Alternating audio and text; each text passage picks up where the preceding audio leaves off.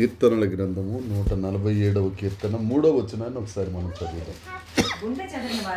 గుండె చెదిరిన వారిని ఆయన బాగు చేయువాడు, వారి గాయములు కట్టే దేవుడు. మనం గత కాలంలో గుండె చెదిరిన వారిని బాగు చేసే దేవుడు అనే గుణాతిశయం మీద ఈ 147వ కీర్తనే, ఈ 3వ వచనాన్నే మనం ధ్యానించాం. అయితే ఈ దినాన్న గాయములు కట్టువాడు మన దేవుడు, మన గాయములను కట్టే దేవుడు. ఏ గాయాలైతే మనం కలిగి ఉన్నామో అది మానసికంగా, శారీరకంగా, మన గాయములను కట్టువాడు యేసుక్రీస్తు ప్రభు ఒక్కరే. నోటి మాటల చేత కలుగు గాయాలు, ఒక దెబ్బ కొట్టినా, శరీరానికి దెబ్బ కొట్టినా ఆ గాయం మానుతుంది. కానీ నోటితో హృదయం పగిలిపోతే మాత్రం, నోటి మాటల చేత హృదయం పగిలిపోతే మాత్రం ఆ పగిలిన గుండెను కట్టగలిగిన సామర్థ్యం ఎవరికీ లేదు. కానీ దేవుడు అంటారు, నోటి మాటల చేత మీకు నొప్పి కలిగిన ఆ గాయాన్ని కూడా నేను మాన్పే దేవుడను. మార్కు సువార్త 5వ అధ్యాయం మనం చాలాసార్లు ధ్యానిస్తూ ఉంటాం. ఆ గెదరేనీయుల దేశమునకు యేసుక్రీస్తు ప్రభువు వెళ్ళినప్పుడు, ఆ గెదరేనీయుల దేశంలో ఒక 2000 దెయ్యాలు పట్టిన ఆ సేన అనే దెయ్యాలు కలిగిన అతనిని దేవుడు స్వస్థపరిచిన ఆ భాగంలో రాసిన మాట ఏంటంటే, అతను తనకు తానే గాయాలు చేసుకుంటున్నాడు. అంతేకాదు అటువైపు వెళ్తున్న వారిని కూడా ఆయన రాళ్లతో కొట్టి గాయాలు చేస్తున్నాడు. అయితే ఒక్క మాట ఇతనిని విడిచి పొమ్మని ఆ దెయ్యముల సేనను దేవుడు గద్దించగా ఎందుకనంటే మనందరికీ ఆ సందర్భం తెలుసు కాబట్టి మరలా నేను మీతో చదివించలేదు. ఒక్క మాట దేవుడు సర్వయ్యగా గద్దించగా, ఆ సేనను గద్దించగా ఆయన స్వస్థ చిత్తుడైపోయాడు. ఆ గాయముల నుండి మాన్పబడి అతను ఆరోగ్యవంతుడిగా ఉన్నాడు. దేవుడి దినాన్న ఈ కాన్ఫరెన్స్లో ఉన్న మనందరితో మాట్లాడుతున్న మాట, ఇతరులు చేసిన గాయాలు కానీ, మనమే చేసుకున్న గాయాలను కానీ మాన్పగలిగిన దేవుడు యేసుక్రీస్తు ప్రభు ఒకరున్నారు. మనంతటి మనమే కొన్ని గాయాలు చేసుకుంటాం, తెలిసి కొంత, తెలియ కొంత. ఏదో రకంగా మనకు గాయమైపోతున్నప్పుడు ఆ గాయాలన్నిటి నుండి తప్పించి, ఆ గాయాలను మాన్పి మనలను కూడా స్వస్థ చిత్తుల్ని చేసి నిలబెట్టగలిగిన సామర్థ్యం కలిగిన ప్రభువు దేవుడు యేసుక్రీస్తు. యోబు గ్రంథం 5వ అధ్యాయం 16వ వచనాన్ని ఒకసారి చూద్దామండి. యోబు గ్రంథం 5వ అధ్యాయము 16వ వచనం. కావున బీదలకు నిరీక్షణ కలుగును. యోబు గ్రంథం 5వ అధ్యాయం 16వ వచనం. ఆయన గాయము చేయును, గాయములు మాన్పును. ఆయన గాయపరిచి గాయములు కట్టును, ఆయన గాయము చేయును, ఆయన చేతులే స్వస్థపరచును. 18. ఆయనే గాయం చేస్తారు, ఆయనే గాయాన్ని కడతారు. ఈ 18వ వచనం చూస్తే ఆయన చేతులే స్వస్థపరుస్తాయి. అదే క్రొత్త నిబంధనలకు వెళ్తే 1 పేతురు పత్రిక 2వ అధ్యాయం 24వ వచనం, ఆయన పొందిన గాయముల వలన మనకు స్వస్థత కలుగుచున్నది. ఆయన పొందిన గాయం, పాత నిబంధనలోనేమో ఆయన చేతులుగా స్వస్థపరుస్తాయి. క్రొత్త నిబంధనకు వచ్చేసరికి యెషయా గ్రంథంలో 53వ అధ్యాయంలో యెషయా ప్రవచన వచనం ద్వారా చెప్పబడిన మాట ప్రకారం గాయాలు పడిన ఆయన చేతుల ద్వారా మనకు స్వస్థత. అసలు ఆయన గాయాలు చేయవలసిన అవసరం ఏమొచ్చింది? గాయం చేయటం ఎందుకు, గాయాలు మానపటం ఎందుకు అనంటే, సామెతల గ్రంథం 27వ అధ్యాయం 6వ వచనంలో ఒక మంచి మాట ఉంటుందండి. అసలు ఆయన గాయపరచవలసిన అవసరం ఏముంది? ఆయన కట్టే దేవుడు కదా, ఆయన బాగు చేసే దేవుడు, గుండె చెదిరిన వారిని బాగు చేసే దేవుడు. అంత గొప్ప దేవుడు గాయం చేయవలసిన అవసరం ఏమిటి అని అంటే, సామెతల గ్రంథం 27వ అధ్యాయం 6వ వచనం. మేలును కోరి స్నేహితుడు గాయం చేస్తాడు. పగవాడు అనేక ముద్దులు పెడతాడు. వాడు ముద్దులు పెట్టాడు అని అంటే పగవాడు ఆయన మనకు మోసం చేస్తాడు అని మనం తెలుసుకోవాలి. ఎవరైనా ఒక మంచి స్నేహితుడు ఉన్నారు అని అంటే ఆయన గాయపరిచి ఆయన మేలు కోసమే చేస్తాడు. ఏమంటే ఇప్పుడు యోబు గ్రంథం 17వ అధ్యాయం 5వ అధ్యాయం 17వ వచనంలో కూడా ఉన్న మాట అదే. గాయాలు పొందడం వలన మనకు మేలు కలుగుతుంది. ఎవరైతే మనల్ని శ్రమల గుండా నడిపిస్తారో, ఇరుకు మార్గం గుండా నడిపిస్తారో, ఆ గాఢాంధకారపు లోయలలో మనం నడుస్తున్నప్పుడు మనకు తోడుగా ఉండి మనలను ఆయన భుజముల మీద ఎక్కించుకుని ఆయన వెలుగులో మనల్ని నడిపిస్తూ ఏ గాయము మనకు రాకుండా, ఏ గాయం మనకు తగులకుండా ఆయన గాయపడిన చేతుల్లో మనల్ని దాచుకుంటూ, ఆయన చేతి మీద మనల్ని చెక్కుకుంటూ, ఆయన మనలను సురక్షితముగా గమ్యస్థానానికి చేర్చగలిగిన సమర్థుడు కదా ఆయన. ఆ గాయాలు మనల్ని ఏం చేస్తాయి, ఆ శ్రమలు మనల్ని ఏం చేస్తాయి అని అంటే, శ్రమ పొందుట మనకు మేలు గనుక మేలు వైపే చూస్తే కొన్ని పాఠాలు మనం నేర్చుకోగలుగుతాం. గాయాలు పొందే విషయంలో ఇక నన్ను గూర్చి పీజీ చేసి ఉంటానండి దాంట్లో. ఇక వేరే ఉదాహరణ కూడా ఏం అక్కర్లేదు. కానీ ఆ గాయాలు దేవుడే కడతా.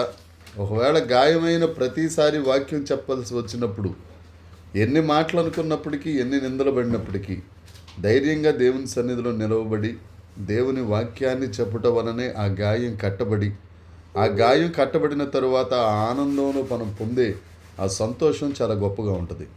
ఆ గాయాలే లేకపోతే అసలు ఇన్ని నామాల గురించి మనం ధ్యానించవలసిన అవసరమే లేదు. ఆ గాయాలు పొందటం వలన, లేకపోతే ఆ గాయాలు, ఆ శ్రమలు రావడం వలన మనం ఇన్ని నామాల గురించి ధ్యానించగలుగుతున్నాము, ఇన్ని గుణాతిశయాలు మనం నేర్చుకోగలుగుతున్నాం. 107వ నామంగా మనం నేర్చుకుంటుంది గాయములు కట్టే దేవుడు. హెబ్రీ పత్రిక 12వ అధ్యాయం 8వ వచనాన్ని ఒకసారి చూద్దామండి. హెబ్రీ పత్రిక 12వ అధ్యాయం 8వ వచనం. దేవునికి స్తోత్రం. కుమారులైన వారందరూ శిక్షలో పాలు పొందుచున్నారు. మీరు శిక్ష పొందకపోతే మీరు దిర్బీజులే. ఆయన ఎందుకు గాయం చేస్తారు అని అంటే, మనం మేలు కోరి గాయం చేస్తారు. ఆ గాయాల్లో మనం నేర్చుకోవాల్సిన అనేక సంగతులు మనం తెలుసుకోవడానికి దేవుడు కృప చూపిస్తారు. తద్వారా మనం ఆయన కుమారులుగా తీర్చబడతాం. కుమారులైతే ఒకవేళ శ్రమే పొందలేదు అని అంటే మీరు కుమారులే కాదు, మీరు దుర్బీజులే.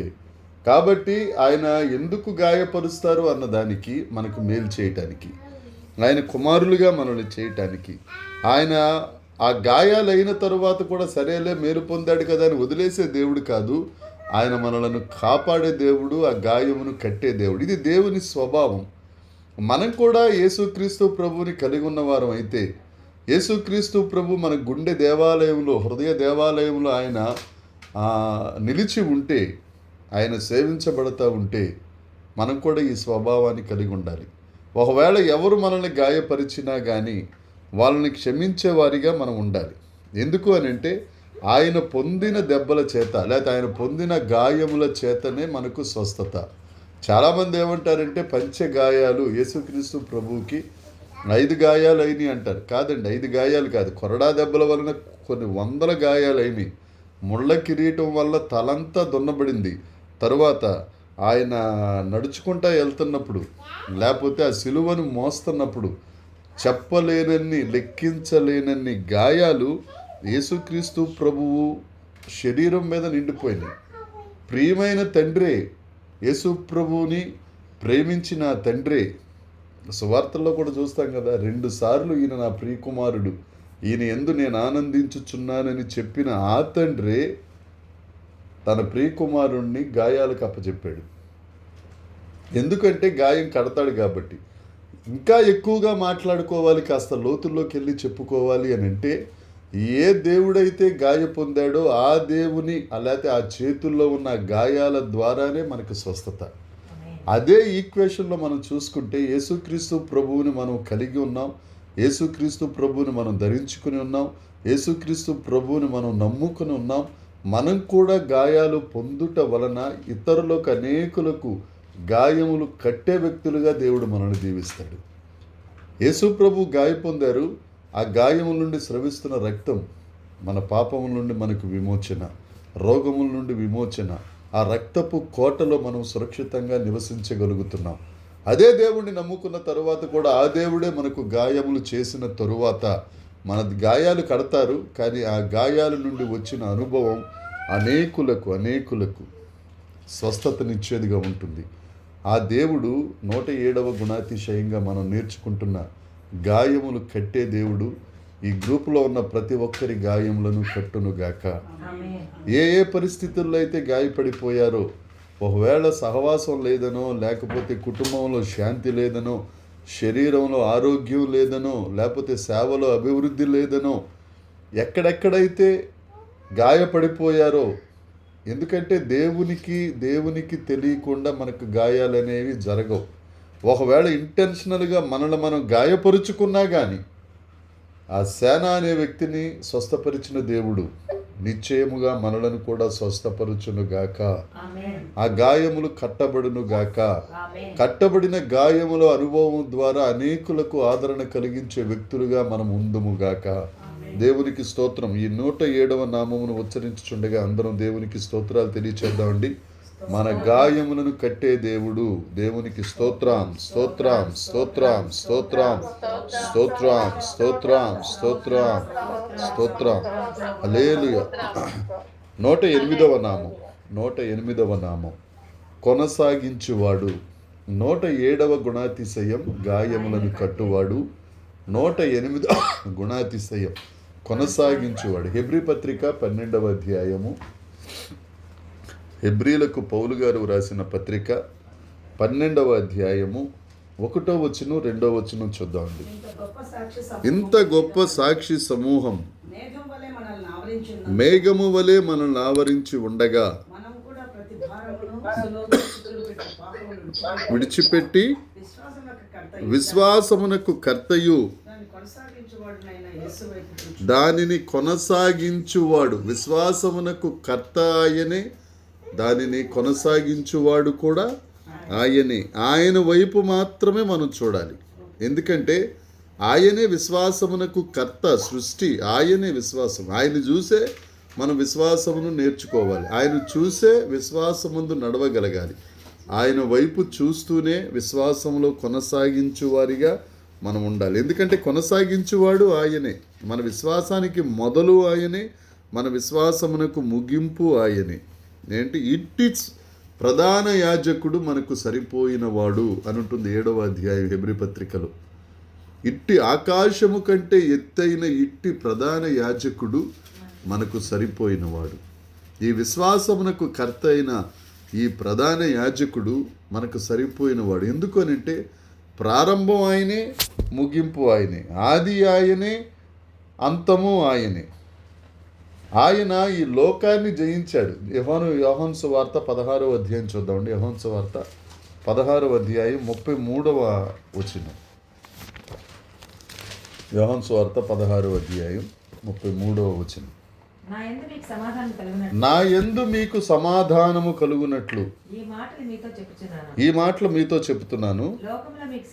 లోకంలో శ్రమ వస్తుంది, అయినా ధైర్యం తెచ్చుకోండి, నేను లోకాన్ని జయించాను.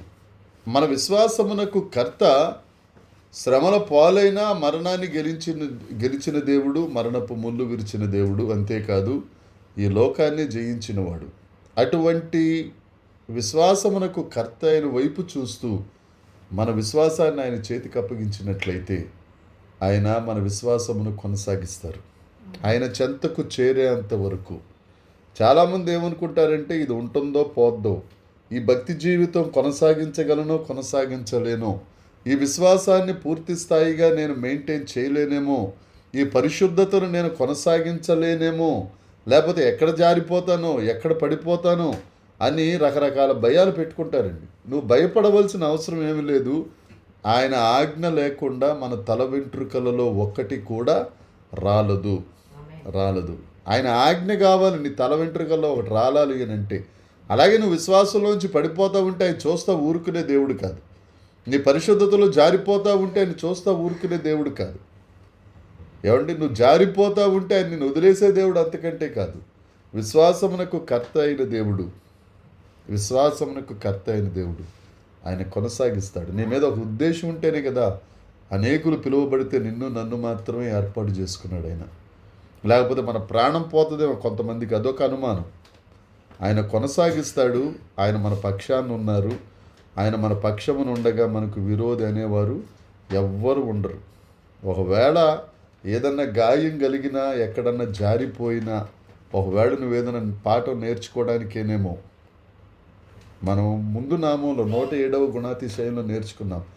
గాయం చేసేవాడు ఆయనే, గాయాన్ని కట్టేవాడు కూడా ఆయనే. ఒకవేళ నువ్వు కొన్ని అనుభవాల్లో నుంచి నడవాలి, కొంతమందికి సాక్షి జీవితంగా నువ్వు ఉండాలి అని అనుకుంటే గాఢాంధకారపులోనికి తీసుకెళ్తాడు నిన్ను. ఆయన తీసుకెళ్ళి అక్కడ కొన్ని పాఠాలు నేర్పిస్తాడు. అక్కడ ఆ పాఠాలు నేర్పించిన తరువాత నిన్ను బయటికి తీసుకొచ్చి నీ గాయాలు కట్టి నీ అనుభవాల్లో నుంచి అనేక మందికి ఆదరణగా చేయగలిగిన సమర్థుడైన వాడు మన విశ్వాసమును కొనసాగించే గొప్ప దేవుడు. దేవునికి స్తోత్రం. ఆయన నిన్ను ఎట్టి పరిస్థితుల్లో తొట్టిరలనవుడు. మొదటి సమయాలు గ్రంథంలో ఒక మాట ఉంటుంది. మొదటి సమయాలు గ్రంథం 2వ అధ్యాయం 9వ వచనం. మొదటి సమయాలు గ్రంథం 2వ అధ్యాయము 9వ వచనం. మొదటి సమయాలు తన భక్తుల పాదములు తొట్టిల్లకుండా తన భక్తుల పాదములు తొట్టిల్లకుండా ఆయన వారిని కాపాడును. భక్తులు అని అంటే ఒక క్రమమైన విశ్వాస జీవితమును కొనసాగించువారు. లోకంలో ఉన్నప్పుడు మనం అక్రమంగా ఉంటాం. మనకు ఒక క్రమం అనేది ఉండదు. ఎప్పుడు తింటామో, ఎప్పుడు లెగుస్తామో, ఏం చేస్తామో, ఏదో క్రమం అనేది ఉండదు. భక్తి జీవితంలో కూడా బైబిల్ చదవాలి, ప్రార్థన చేయాలి, ధ్యానించాలి, లేకపోతే దేవుణ్ణి స్తుతించాలి, ఇవేవి ఉండవు. ఏలో గాలికి చెదరగొట్టబడి పొట్టులాగా అటు ఇటు గాలేస్తే అటు వెళ్తూ ఉంటుంది వ్యవహారం. కానీ వాక్యం చెప్తుంది, తమ భక్తులు తొట్టిల్లకుండా కాపాడే దేవుడు. నీ భక్తి జీవితం ఎలా ఉందో, ఆయన పేరేం పేరు అనుకున్నాం? ఆయనకు విశ్వాసమునకు కర్త అని ఒక నామము. విశ్వాసం అనేది అసలు నీలో లేకుండా పూర్తి స్థాయి అవిశ్వాసిగా ఉన్న తర్వాత దేవుడు నిన్ను ఎన్నిసార్లు పిలుస్తున్నా, ఎన్నిసార్లు నిన్ను దిద్దుబాటు చేయాలని నీ దగ్గరకు వస్తా ఉన్నా, నువ్వు దిద్దుబాటు నీకు అసహ్యం అయిపోతే దేవుడు కూడా ఒక్కొక్కసారి నిన్ను క్రమపరచడానికి శ్రమలోనికి తీసుకెళ్తాడు. ఏమండి, భక్తి కొనసాగించలేము లేదా విశ్వాసాన్ని కొనసాగించలేము అని నువ్వు ఏదో భయపడిపోయి, ఏమండి నేను కొనసాగించలేనేమో, నా శక్తి సరిపోదేమో. నీ శక్తి వల్ల మనం ఎప్పుడు కొనసాగించలేము. నా శక్తి నా భక్తిని కొనసాగించదు. నా భక్తి లేకపోతే నా శక్తి నా పరిశుద్ధతను కొనసాగించదు. ఆ ఆరంభమైన దేవుడు, ఆ అంతమైన దేవుడు, ఆ అల్ఫా అయిన దేవుడు, ఆ ఒమేగా అయిన దేవుడు మన అడుగున మనల్ని కాపాడి మన భక్తి జీవితాన్ని కొనసాగిస్తాడు. అందుకనే కదా పరిశుద్ధ లేఖనం ఉంటుంది, మన శక్తి కాదు, మన బలం కాదు, దేవుని యొక్క ఆత్మయే. మన శక్తి కాదు, మన బలం కాదు, దేవుని యొక్క కృపయే. భయపడవలసిన అవసరం లేదు. ఆయన కొనసాగించువాడు. నీ విశ్వాసాన్ని కొనసాగిస్తాడంతే.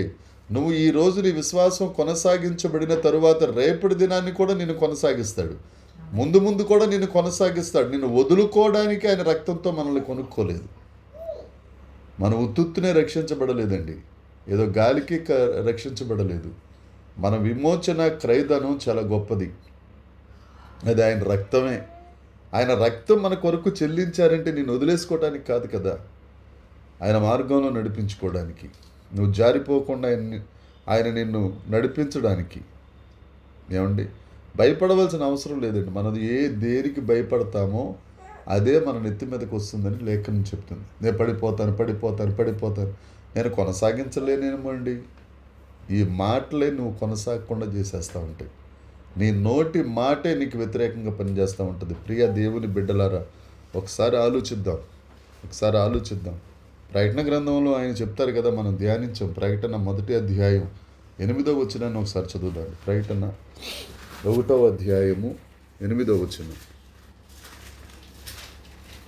ప్రకటన గ్రంథం 1వ అల్ఫా ఒమేగా ఆయనే. అల్ఫా అంటే మొదటివాడు, A, omega Z, A to Z ఆయనే. అల్ఫా ఒమేగా ఆయనే. ఆ దగ్గర నుంచి బండీరా వరకు ఆయనే. మధ్యలో కా వచ్చిందా, కఠినంగా ఉందా, ఆయనే.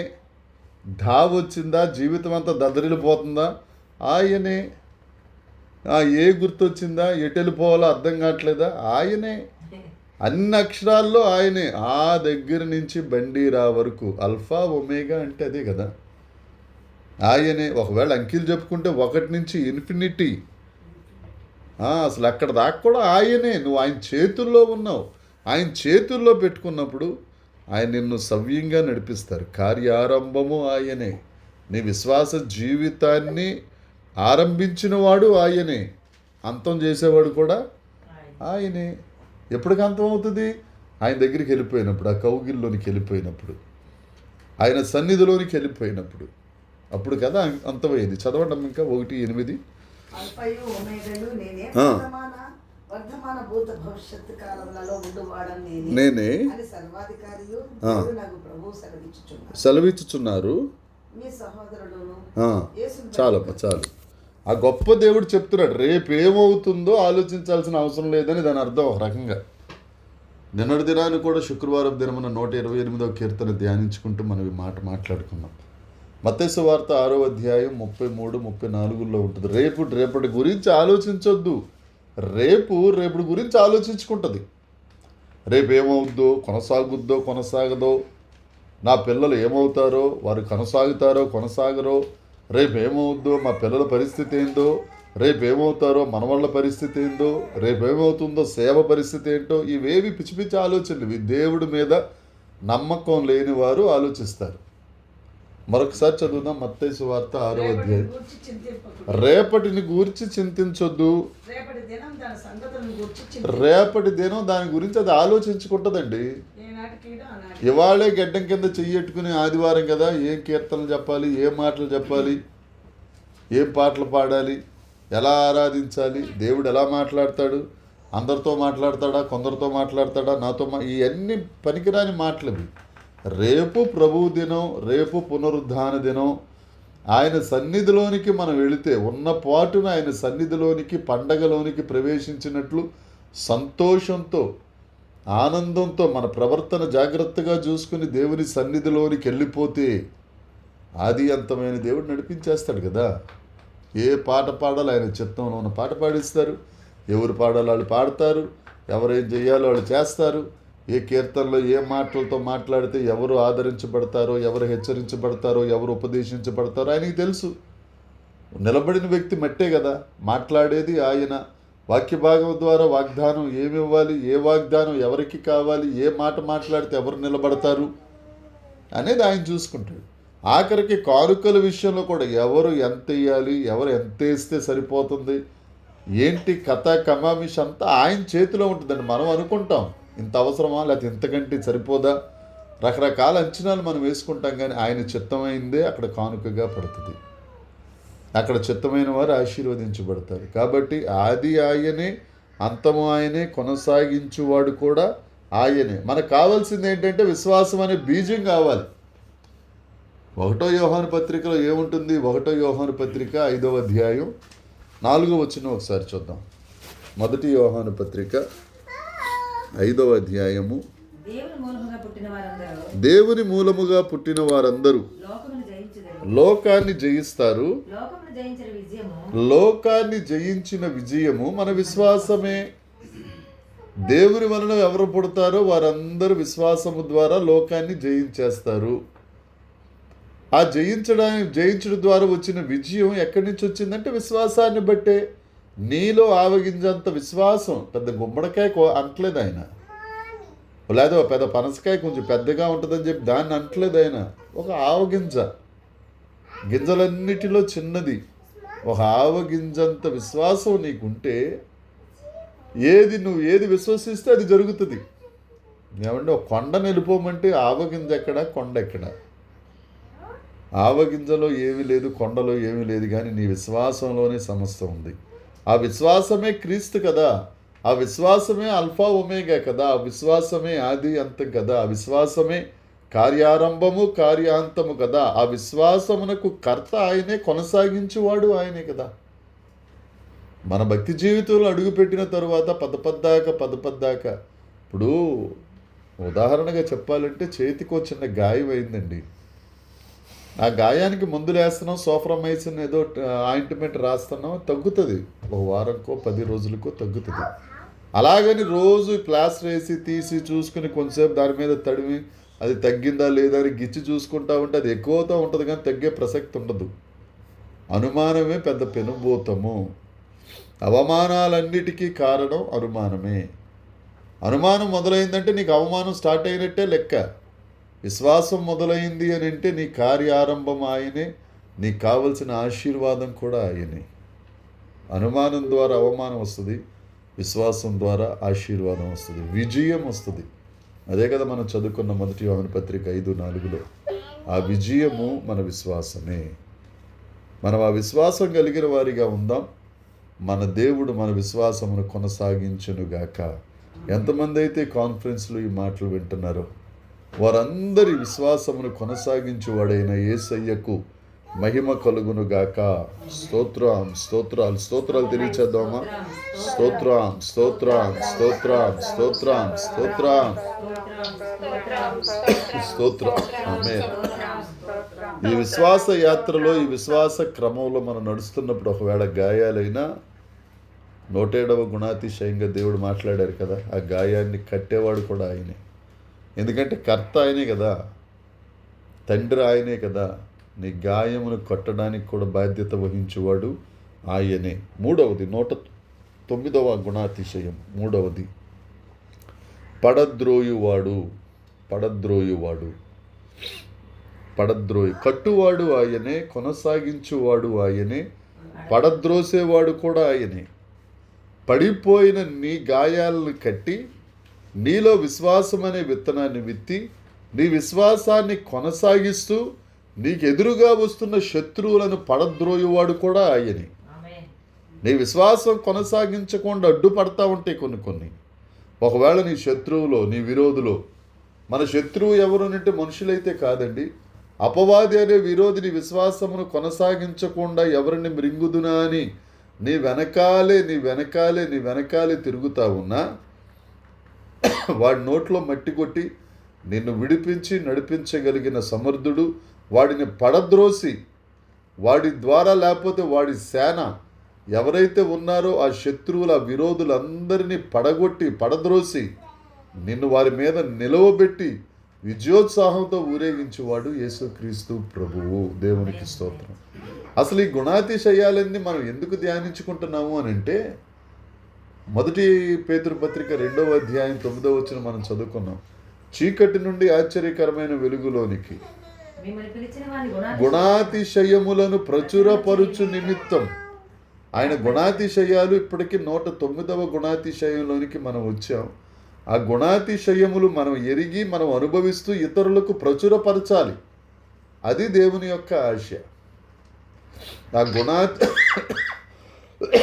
గుణాతిశయములను ప్రచురపరచువారిగా ఈ పడదోసే దేవుణ్ణి మన శత్రువులు ఎవరైతే ఉన్నారో, ఉంటారండి, తప్పకుండా ఉంటారు శత్రువులు. అందరూ 100% అందరినీ సాటిస్ఫై చేయలేరు, అందరికీ మంచివాడిగా ఉండలేరు. ఒక 50% మంచోడంటే 50% చెడ్డోడని అంటారు. ఈ 50% చెడ్డోడని పిలుస్తున్న వారు ఊరుకుంటారా? ఏదో రకంగా చెడుని ప్రచురపరచాలని చూస్తూ ఉంటారు. మంచి అంత తొందరగా వ్యాప్తి చెందదు, కానీ చెడు మాత్రం విపరీతంగా విస్తరిస్తుంది. అలాంటి పరిస్థితులలో మన శత్రువులను యెషయా గ్రంథము 28వ అధ్యాయం 2వ వచనం ఒకసారి చూద్దాం. యెషయా గారి ప్రవచన గ్రంథము 28వ అధ్యాయం 2వ వచనాన్ని ఒకసారి మనం చూద్దామండి.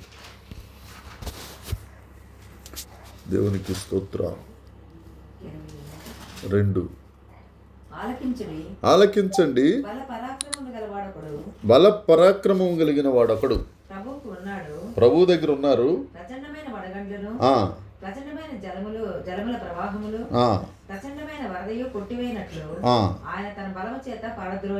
పడద్రోయువాడు తన బలము చేత తన బిడ్డలను రక్షించడానికి శత్రువుల చేతిలో నుంచి, తనకిష్టులైన వారిని రక్షించడానికి విరోధుల చేతిలోంచి రక్షించి వారి విరోధులను పడద్రోసే దేవుడు మన దేవుడు.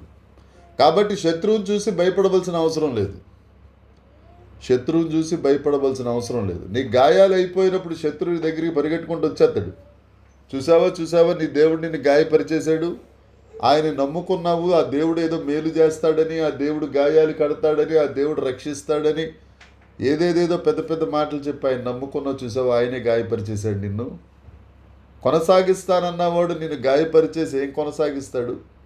అని రకరకాల మాటలు చెప్తున్నప్పుడు నువ్వు దేవుని వైపు చూడగలిగితే పడద్రోసే దేవుడు ఉన్నాడు. ఈ శత్రువా, నువ్వు నా గురించి ఏం మాట్లాడగలవు? ప్రవక్తలు అంటారు కదా, శత్రువా నువ్వు నా వెనకకు పో. మన శత్రువుని పడదోసే దేవుడు ఉన్నాడు. తను వెంబడించు వారిని ఎప్పుడు విజయమే, విజయోత్సాహమే. తనను వెంబడించు వారికి ఓటమి అనేది లేదు. మనం దేవుని వైపే, విశ్వాసమునకు కర్త వైపే చూస్తూ ఉంటే ఆయన కొనసాగిస్తూ నీకు ఎదురుగా వస్తున్న విరోధులకు ఓటమినిచ్చి నీకు విజయం ఇవ్వడం అనేది తథ్యం. అందులో ఎటువంటి అనుమానం లేదు. నువ్వు చీకటి శక్తులు లేకపోతే రకరకాల మంత్రశక్తులు ఏమైనా ఎదురైనా, లేక నీ విరోధులు ఎదురుగుండా వస్తున్నా, నీ పగవారు వస్తున్నా భయపడవలసిన అవసరం లేదు. ఏదో మనం ఇంటి ముందు నుంచి చల్లిపోతూ ఉంటాడు, ఏదో ముగ్గేశారు, ఆ ముగ్గు దాడితే మనకి ఏదో తగిలేస్తుంది. లేకపోతే మాడెవడో కూరగాయలు కొనుక్కుని నిమ్మకాయలు ఆ కూర సంచిలో వేసుకుని బరువు ఎక్కువైపోయి నిమ్మకాయ మన ముందే పడిపోద్ది. ఆ పడిపోతే ఆ నిమ్మకాయ ఎవడో మంత్రం వేసేసి నిమ్మకాయ వేసేసాడు, ఆ మంత్రాన్ని చూసి నిమ్మకాయ వేసేసాడు అంటే నిజంగా ఆ నిమ్మకాయకి ఎక్కడ లేదు, శక్తి వచ్చేద్ది. నువ్వు ఆ నిమ్మకాయలు చూసి నిమ్మకాయ ఏం చేస్తుందండి నిన్ను? జాగ్రత్తగా ఆ నిమ్మకాయ తీసుకొచ్చి పిల్లల్ని పంపించి రసం తీసుకొని తాగెత్తే బ్రహ్మాండంగా సలవ చేసేస్తుంది, అంతే. ఉన్న వేడి తగ్గిపోద్ది. ఆ నిమ్మకాయ పెద్ద నిన్ను అమ్మేసే స్థితికి తీసుకెళ్ళిపోద్ది శత్రువుకి. నువ్వు ఆ నిమ్మకాయ చూసావా, ఎవడో పెట్టేశాడు, ఆడే ఇంటి ఎదురుగుండావుడే అని ఏ మాట అన్నావంటే చాలు అపవాదాన్నే తగిలిస్తాడు నిన్ను. దాని గురించి మనం భయపడవలసిన అవసరం లేదు. ఆయన మనల్ని పడద్రోసే దేవుడు కాదు, పనిగట్టుకుని శత్రువు చేతికి అప్పగించే దేవుడు కాదు. నీకేదో చెడిపో చెల్లంగో మంత్రాలు తంత్రాలు అయ్యి చేస్తూ ఉంటా చేయి పర్లేదని చెప్పే దేవుడు కాదండి. వారిని పడద్రోసే దేవుడు, నిన్ను కాపాడే దేవుడు మన పక్షమున యుద్ధం చేస్తూ ఉంటాడు. మనం ఎప్పుడైతే ఆయన వైపు చూస్తామో మన పక్షాన యుద్ధం చేస్తాడండి. 127వ కీర్తనలో కూడా మనం ధ్యానించుకున్నాం కదా, తన ప్రియులు నిద్రించుచుండగా, మనం నిద్రించుచుండగా మన పక్షాన్ని యుద్ధం చేస్తాడు. ఏమండి, చెడుపులు చేసేవాళ్ళు దెయ్యాలే అంత పెద్ద పని చేసేస్తూ ఉంటే దూతల పరిచర్య, నీ దూతలు నిన్ను ఎత్తి పట్టుకుంటారని 91 కీర్తనలు మనం చదువుకున్నాం కదా. మన పాదం రాయి తగలకుండా చేస్తారండి. రాయే మన పాదాలకి తగలదు, ఇంకా పెద్ద శాపం ఎక్కడ తగులుతుంది? ఆడెవడో ఏదో చేస్తే మనకి ఎక్కడ తగులుతుందండి? ఎంతమంది దూతలు మన చుట్టూ ఉన్నారు. ఒక మాట చెప్తున్నాను, ఆయన పని మనకి విజయం ఇవ్వడం, శత్రువుని పడగొట్టడం. మన పని ప్రార్థన చేయటం, ఆయనకు స్తోత్రం చెల్లించటం. ఆయన పనేమో మనల్ని విజయ వీరులుగా చేయటం, శత్రువుల్ని పడగొట్టడం. నిర్గమాకాండం 15వ అధ్యాయంలో ఏముంటుంది? వీళ్ళు ఎవరైనా యుద్ధం చేశారా? ఎర్ర సముద్రాన్ని లేకపోతే నీళ్ళెట్టి తోడారా? ఏమంటే ఎర్ర సముద్రం అని నీళ్లుంటే ఎవరన్నా బకెట్లతో నీళ్ళు తోడారా? మోటార్ అని వేసారా? దేవుడే కదా వీళ్ళ పక్షాన విజయాన్ని వీళ్ళకి ఇచ్చి పని చేయటం ఆయన చేశాడు, విజయం ఇవ్వటం వీళ్ళకి ఇచ్చాడు. దేవునికి స్తోత్రం. చదువుదాం నిర్గమాకాండం 15వ అధ్యాయం 1వ వచనం. నిర్గమాకాండము. అప్పుడు మోషేయు ఇశ్రాయేలును యెహోవాను గూర్చి కీర్తన పాడిరి, యెహోవాను గూర్చి గానం చేసేదను. ఆయన మిగులు అతిశయించి జయించెను. గుర్రమును దాని రౌతును ఆయన సముద్రంలో పడద్రోసెను. గుర్రాల్ని పడవేసేసాడు, దాని రౌతులను కూడా పడద్రోసాడు. ఆ గుర్రాలు ఏమైనా ఫరో గుర్రాలు, మామూలు గుర్రాలు ఏంటండి? ఆ రౌతులైన మామూలు వాళ్ళ వారు ఆరితేరిన వారు యుద్ధంలో. వీళ్ళు నడుచుకుంటూ వెళ్ళిపోతుంటే వాళ్ళు గుర్రాల మీద వచ్చేస్తున్నారు. విచిత్రం చూడండి, వీళ్ళు నడుచుకునేవాళ్ళు ముందు వెళ్తారా, గుర్రాల మీద వచ్చేవాడు ముందు వస్తాడా అండి? ఆ గుర్రాల మీద మంచి స్పీడ్గా వచ్చేస్తున్నాయి గుర్రాలు. కనీసం ఆఖరిన 30 లక్షల మందిలో ఆఖరిన ఎవడో ఉంటాడు బలహీనుడు, ఆడిని కూడా ముట్టలేకపోయినాయండి. ఆ గుర్రాల మీద గుర్రాలు ముట్టలేకపోయినా, రౌతులు ముట్టలేకపోయారు.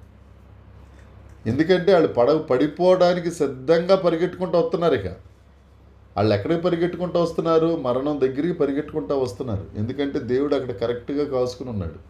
నీ మీదకి ఎవడన్నా వస్తున్నాడు అని అంటే వాడు పడిపోవడానికే వస్తున్నాడని దాని అర్థం.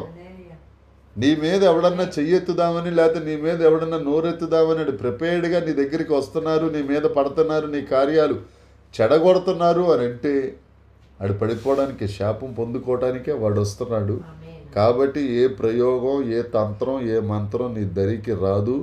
దేవునికి విరోధముగా రూపించబడిన ఏ ఆయుధము, మనకు విరోధముగా రూపించబడిన ఏ ఆయుధము వర్ధిల్లదు.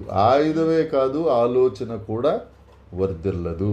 నీ మీద ఇంట్లో కూర్చొని ఆలోచనలు చేస్తూ ఉంటారు, అలా చేద్దాం, ఇలా చేసేద్దాం, ఇలా చేసేద్దాం, అలా కాదురా, ఇలా చేయరా అని కొంతమంది ఐడియాలు ఇవ్వడం. ఏ ఐడియా నీ మీద పారదు. ఎందుకు అంటే శత్రువుల ఆలోచనలను, శత్రువులను పడదోసే గొప్ప దేవుడు. ఆయన మన పక్షంలో ఉన్నారు. ఆయన మనలను తన చేతి మీద చెక్కుకున్నారు. ఆయన చేతి నీడలో మనం ఉన్నాము. దేవునికి స్తోత్రం, దేవునికి స్తోత్రం. యోబు గ్రంథం 5వ అధ్యాయం 12వ వచనం 13వ వచనం.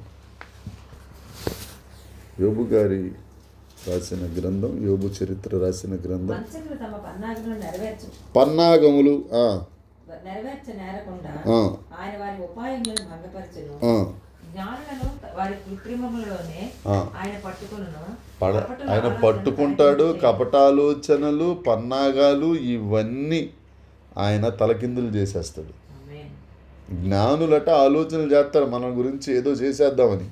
వారి కృత్రిమములలోనే ఆయన పట్టుకుంటాడు. వాళ్ళ పట్టుకుంటాడు. దేవుడు మనల్ని నిలబెడతాడు. ఎందుకంటే మన దేవుడు నిలబెట్టే దేవుడు కదా, ఆమేన్. మనల్ని కట్టే దేవుడు కదా, ఆమేన్. మన విశ్వాసాన్ని కొనసాగించే దేవుడు కదా, వాళ్ళని పడదోసే దేవుడు కదా. వాళ్ళు పడద్రోయబడుతున్నప్పుడల్లా మన విశ్వాసంలో మనం పెరిగిపోతుంటాం కదా. మన దేవుడు కదండి, మన కోసం ఇలా చేశాడండి, లేకపోతే వాళ్ళ ముందు మనం ఎక్కడ నిలబడతామండి అని ఎన్ని సాక్ష్యాలు మనం వినలేదండి. వాళ్ళ పడద్రోస్తున్నప్పుడల్లా కారణం ఏంటి అని అంటే నిన్ను నిలబెట్టడానికే.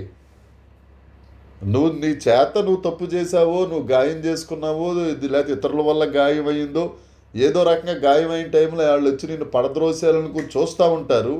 నీకు గాయం అయిపోయినా కానీ ఏమైపోయినా కానీ వాళ్ళని పడద్రోస్తాడు, నీ గాయాన్ని కడతాడు, విశ్వాసంలో నిలబెట్టి నిన్ను కొనసాగిస్తాడు ఆయన. దేవునికి స్తోత్రం. పగ తీర్చుకొనివాడు ఆయనే, మనం కాదు. ఆ పని ఆయనకి అప్పచెప్పాలా. ఓరకుండుడి, నేనే యెహోవాను, నేనే దేవుడిని తెలుసుకొనుడి. ఆయన దేవుడు గాయం కడతాడు, విశ్వాసాన్ని కొనసాగిస్తాడు. ఆయన మన శత్రువుని పడగొడతాడని మనం తెలుసుకున్నప్పుడు మన పక్షాన్ని నుండి పగ తీర్చుకుంటాడు. ఆయన పగ తీర్చుకుంటాడు. మనం ఇంకా మరలా వాళ్ళకి కీడు చేయాలి, వాళ్ళు అలా ఉండాలి, వీళ్ళు ఇలా ఉండాలి, వాళ్ళకి ఎలాగ అయిపోతే బాగుండు అని శాపవచనాలు పలకక్కర్లే. సామెతల గ్రంథం 4వ అధ్యాయం 16వ వచనం చదివేట్టున్నాం ఒకసారి. సామెతల గ్రంథం 16వ అధ్యాయము. సామెతల గ్రంథం. యెహోవా ప్రతి వస్తువును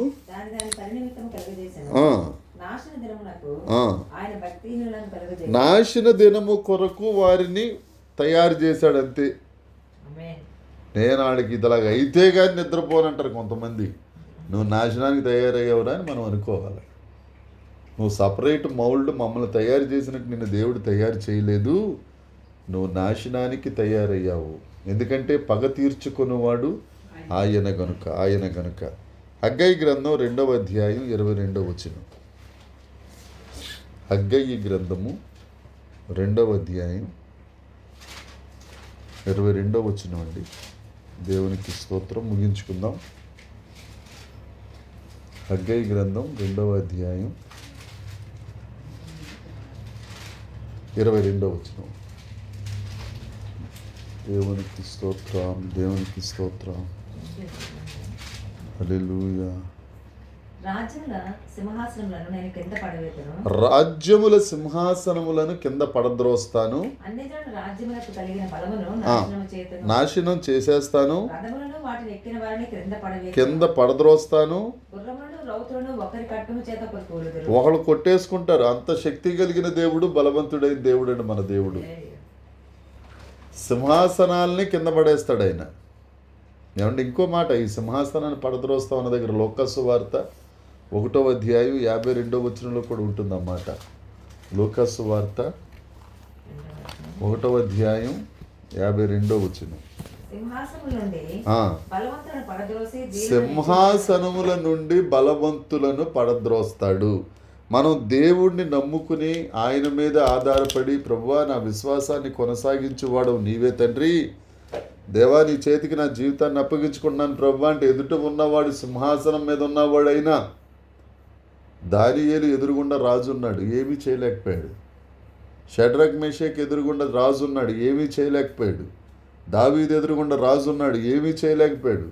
అబ్రహాం ఎదురుగుండా రాజున్నాడు, ఏమీ చేయలేకపోయాడు.